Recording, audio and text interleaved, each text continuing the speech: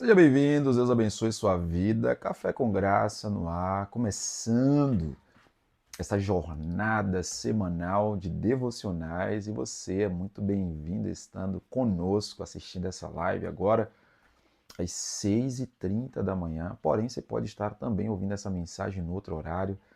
Você pode ter recebido este link por um amigo, por um irmão, por alguém que te ama muito. E seja muito bem-vindo para estar conosco e refletir na palavra de Deus. E hoje o tema é poderoso e eu acredito piamente que Deus vai falar muito ao seu coração através dessa palavra.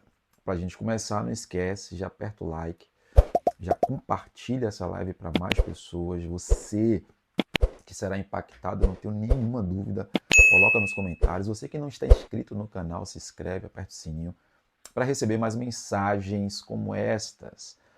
Hoje nós vamos falar sobre um tema que é extremamente cativante. A passagem é poderosa e eu quero dar o tema a esta palavra, a essa reflexão. Quando Deus escreve na terra. Ou melhor, quando o céu escreve na terra. Abra comigo a sua Bíblia, por favor, no Evangelho de Jesus, segundo escreve São João, capítulo de número 8, verso 6. É onde estará a nossa reflexão de hoje. Quando o céu escreve na terra. Mas Jesus, inclinando-se, escrevia com o dedo na terra. E você diz amém. A cena você já conhece. Uma mulher é pega no ato de adultério e para tentar ao Senhor e provocá-lo, apresentam ao Senhor Jesus alguns homens fazendo a seguinte interpelação: na lei de Moisés, essa mulher precisa ser apedrejada. E você, o que é que nos diz? A cena ela é tensa. Essa mulher que foi pega no ato de adultério, ela é exposta diante da multidão. Os religiosos estão ansiosos para acusar Jesus, esperam sua palavra conforme a lei, como a sentença de morte. Em vez de responder de imediato, a cena ela é emblemática. Jesus ele se abaixa, curva-se ao pó e começa a escrever no chão. O gesto, aparentemente, ele é muito simples. Todavia, ele abre uma janela para o mistério. E qual é o mistério? Quando o céu toca a terra, não com raios, trovões, mas com traços de misericórdia, silenciosos, no pó, acontece algo extraordinário. O verbo grego usado ali é catagrafo, que traz a ideia de escrever contra, registrar em detalhes. O termo sugere não apenas rabiscar, mas marcar algo intencionalmente. O contraste é marcante, pois os acusadores estão em pé, exaltados, com expectativa de que Jesus ele vai matar, ao menos autorizar a morte daquela mulher. Jesus está curvado, Jesus está em silêncio, Jesus está escrevendo. O Verbo eterno, o Verbo da vida, o dono da vida, a palavra encarnada, ele escreveu as tábuas em pedra, lá em Êxodo capítulo 31, 18. Agora, ele abriu mão da escrita na pedra para escrever na areia. Lembrando e dando menção do que é feito o homem. Ele está escrevendo no pó, fazendo notório da origem do homem, que é do pó da terra, conforme está lá em Gênesis 2:7. Esse gesto parece nos dizer: antes de vocês falarem do pecado dela, lembrem-se de onde vocês vieram.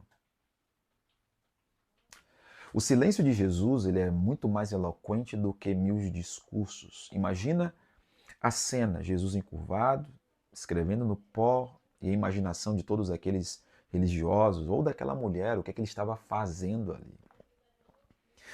A letra na terra lembra a nossa fragilidade. A lei escrita em pedra é eterna, mas o pó é transitório. Assim somos nós, frágeis, quebradiços, dependentes da misericórdia de Deus. A mão que escreve é a mesma que logo seria pregada na cruz, selando a nova aliança não em pó, mas em sangue eterno. O gesto de Jesus ao se abaixar revela o coração de Cristo. Ele não olha de cima, mas ele se inclina até o chão para nos encontrar na nossa origem, na nossa miséria, no pó. Jesus não escreve para acusar, mas para redimir. No chão onde a mulher esperava a morte, o céu deixou marcas de vida e de graça. Eu quero levá-los nesta manhã, nessa tarde, noite, no horário que você estiver ouvindo essa mensagem, a esta reflexão. E eu quero tratar com vocês alguns tópicos. Primeiro, o gesto que silencia acusações. Jesus não responde aos acusadores com palavras imediatas, mas com um gesto inesperado. Ele abaixa-se e escreve no chão. Ele mostra que nem sempre a melhor resposta é o confronto direto, mas o silêncio cheio de sabedoria. Isso nos ensina que muitas vezes a aparente resposta que precisa ser dada, ela precisa ser antecipada pela sabedoria do silêncio, do acalmar, do refletir, do pensar. Às vezes o ímpeto das nossas reações trazem resultados que não são os melhores a serem esperados.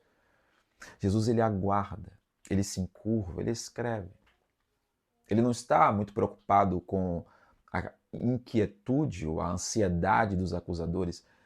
Ele está escrevendo aquilo que está no seu coração, aquilo que vai trazer uma revelação poderosa e confrontadora para aqueles que estavam ali. Moisés diante do mar, em Êxodo 14, o povo murmurava, mas a ordem de Deus foi: o Senhor pelejará por vós e vocês ficarão calados.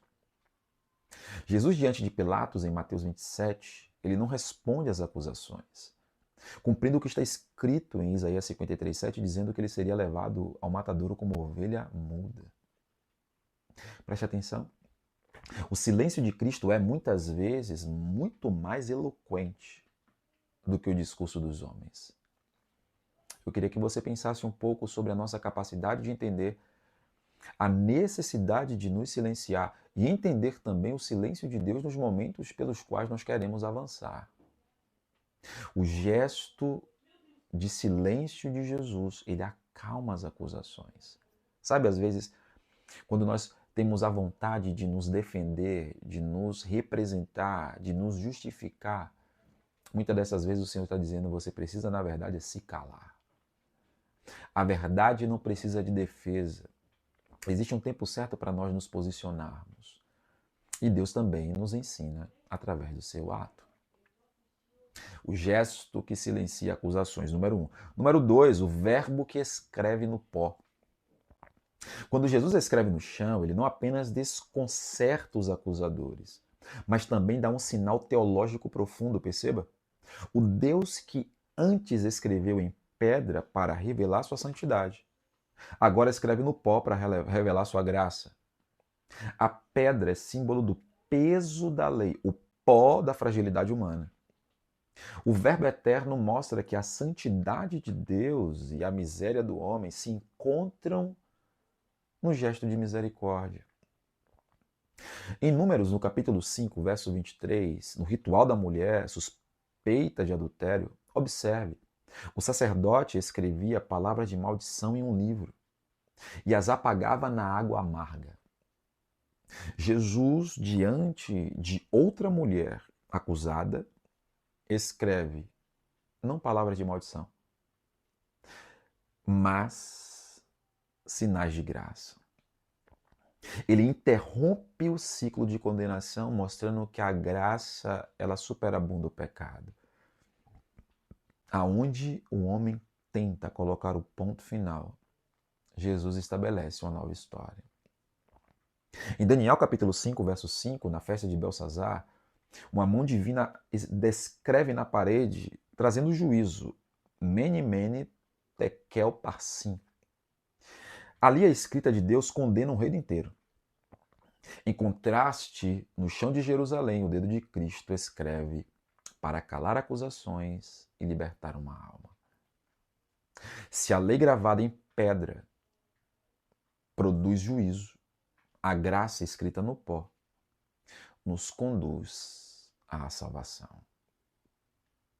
Entenda que absolutamente nada pode contrapor aquilo que Deus tem para derramar, para fazer na nossa história um fator transformador. A graça de Deus é extraordinária.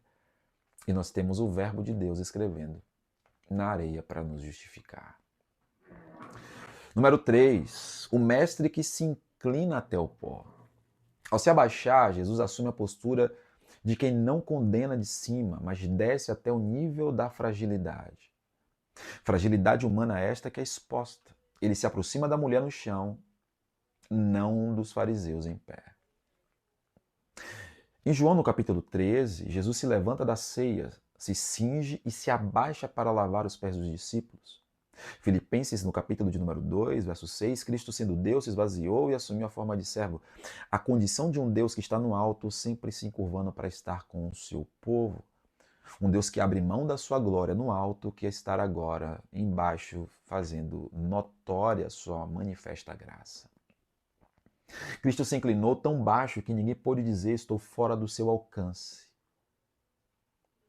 A vinda e o manifestar e a atitude de Cristo a se encurvar, mostrando a proximidade e a sua liberdade, levando-nos a viver a sua intimidade.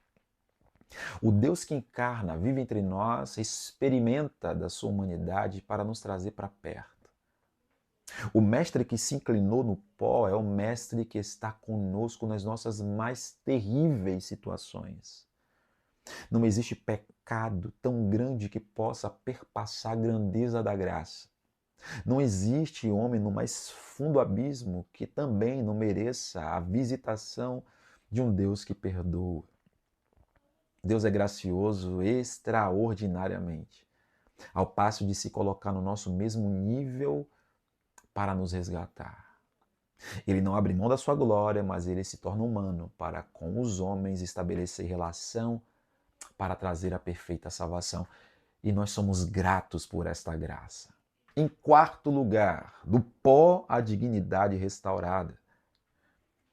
A mulher esperava o apedrejamento, mas no chão descobriu a voz que restaura. Ninguém te condena? Perguntou ele. E ele mesmo responde: eu também não te condeno. O chão da vergonha virou o chão da dignidade. Em 1 Samuel, capítulo 2, verso 8, o texto diz: do pó levanta o pobre e do monturo exalta o necessitado. Em João, capítulo 9, versos 6 e 7, o texto diz que Jesus cuspiu no chão e fez lodo e restaurou a visão do cego. A graça de Deus não apenas perdoa, mas restitui dignidade ao pecador arrependido mesmo no pó. É do pó mesmo a dignidade restaurada. Jesus, ele veio para tirar-nos dos lugares mais inóspitos, das situações mais escabrosas, do fundo do poço da existência e de uma vida destruída, de uma dignidade interrompida. Do pó à dignidade restaurada mostra-nos que a graça não tem limites. Você, eu, conhece pessoas que viviam uma vida totalmente afastada, deplorável, afundada no pecado e que hoje vive uma vida digna. As pessoas normalmente costumam dizer apronta e depois vai para a igreja dizer que é crente. É essa a história. O próprio Jesus disse que ele não veio para os sãos, mas ele veio para os doentes. Jesus não veio para o homem perfeito, ele veio para o imperfeito. Essa relação de um Cristo que não olha para a nossa condição e que nos chama ao arrependimento é um Deus que enxerga a nossa fragilidade do pó. E no pó ele vem nos encontrar. É no pó que ele formou o homem lá no início. Então ele sabe do que nós somos formados. Porém foi ele que nos criou, então ele sabe muito bem lidar com o pó. Em quinto lugar, o pó que testemunha a eternidade. O que Jesus escreveu no chão não foi preservado e nunca foi revelado. Mas o gesto dele se tornou eterno. Nem sempre precisamos de registros do que ele faz. Basta confiar que até o pó pode ser um altar para a glória de Deus. Em Gênesis 2:7, o homem foi formado do pó e esse pó recebeu o sopro da vida. Em Jó, no capítulo 42, Jó declara: arrependo-me no pó e na cinza, e dali nasce a sua restauração. O que é passageiro nas mãos de Deus pode se tornar eterno. Você pode escrever isso nesses comentários? Aquilo que é passageiro na minha vida, Deus pode transformar em eternidade. Deus pega as coisas frágeis, as coisas simples, as coisas pequenas, para fazer com que elas se tornem coisas poderosas, grandiosas e eternas. Esta mensagem é para alcançar você, que de repente se acha indigno, de repente se acha pequeno, de repente se acha muito, mas muito simples e singelo, desprezível. Eu quero te dizer que Jesus, ele te alcança. De repente você pecou, falhou, fracassou, ou você não se permite viver algo poderoso da parte de Deus e esta mensagem está chegando para te dizer que Deus te alcança. Que Deus é poderoso para fazer coisas que são no pó, se tornar algo poderoso e testemunho nas suas poderosas mãos. Essa mensagem traz a ideia de um Deus que abriu mão do céu e da sua glória para resgatar a humanidade. Um Deus que estabelece uma relação onde ele, do céu, ele faz questão de vir à terra, escrever no pó que a graça dele é suficiente. Aprendemos que nessa perspectiva, o gesto ele silencia muitas acusações. Um gesto de simplicidade, um gesto de humanidade. O verbo, ele tem a capacidade de escrever no pó. O mesmo que escreveu em tábuas de pedra, também é poderoso para escrever no pó. 3. O mestre que se inclina para aonde nós estejamos no nível mais baixo. Ele vem para estar conosco, para nos resgatar. 4. Do pó ele leva-nos para a dignidade. E 5. Esse pó que é vulnerável, é passageiro, ele pode tornar eterno. Você que está aqui hoje, que essa mensagem ela redunde no seu coração em muita graça. Estamos começando essa semana com essa mensagem para trazer graça ao seu coração, trazer resgate ao teu coração, trazer alento ao seu coração. E é um Deus que é soberano, extraordinário, imenso, imensurável, eterno, mas ele se fez homem para estar conosco. E aonde as pessoas elas enxergam muitas vezes condenação, ponto final, destruição, fim de linha, ele é aquele que contraria todas as perspectivas humanas e estabelece um novo tempo, uma nova história, uma nova vida. Deixa eu orar por você, Pai. Obrigado por tua graça. Obrigado porque o céu tocou a terra e escreveu na areia para nos trazer vida. Aquela mulher é o símbolo da nossa existência. Homens e mulheres que estavam distantes de Deus, mas que recebeu a visita do eterno Jesus. Para escrever agora no nosso coração que aonde abundou o pecado, superabundou a graça. Nos ajuda a viver valorizando essa graça. Nos ajuda a viver pregando essa graça. Aquilo que nós recebemos, que nós possamos entregar com muito amor, com muito carinho e com muito temor para transmitir as tuas verdades. Abençoa os teus filhos que agora estarão trabalhando, indo aos seus afazeres. Abençoa a família de cada um dos teus filhos que estão ouvindo essa mensagem. E se ela chegar a um coração desviado, afastado, destruído pelo pecado, distante da tua palavra, que o Senhor traga vida, perdão e restauração. Em nome de Jesus. Amém. Se essa mensagem ela falou ao teu coração, por favor, não deixa de dar o like, comenta aqui se você foi alcançado por essa graça. Fala alguma coisa, porque todas as vezes que você dá o like, comenta, o YouTube manda essa mensagem para mais pessoas. Deixa eu te pedir um favor. Você conhece alguém que precisa receber essa mensagem? Você conhece alguém da sua infância, adolescência, de perto, de longe, de há muito tempo, de pouco tempo, que está afastado de Deus, que pecou, vacilou, está distante, não quer conta por traumas, alguma dor, algum problema que lhe aconteceu? Manda essa mensagem para ela e pede simplesmente para ela assistir. Porque a graça de Deus, ela é suficiente para levantar um homem do pó e fazer com que eles se assentem com os príncipes dessa terra. Que Deus te abençoe, que Deus te guarde. Se Jesus não voltar, amanhã nós estaremos juntos no Café com Graça, seu devocional de todas as manhãs. Beijo no seu coração, forte abraço e até.